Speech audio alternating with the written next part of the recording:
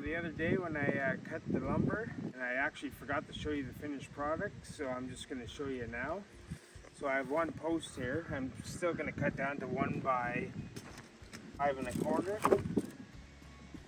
It's actually 5 1/4 by 5 1/4. So I'll cut that down next time I'm running the sawmill.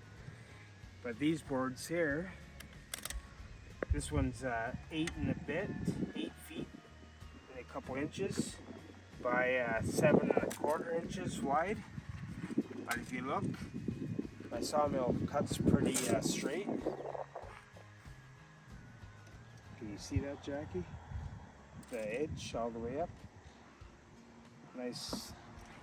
I work at a sawmill right now, and I think my wood's better, actually. This one here is 12 feet by 7/8, 6 inch. So I cut basically what I can get out of the log. So this one is 8 feet 2 inches.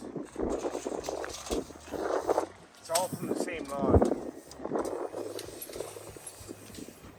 One is almost 12 feet. So it's almost 20 feet long.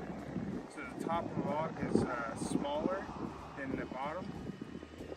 So that's why this one, the top part, this is 6 inches. This is the bottom of the log, which is 7 1/4 inches.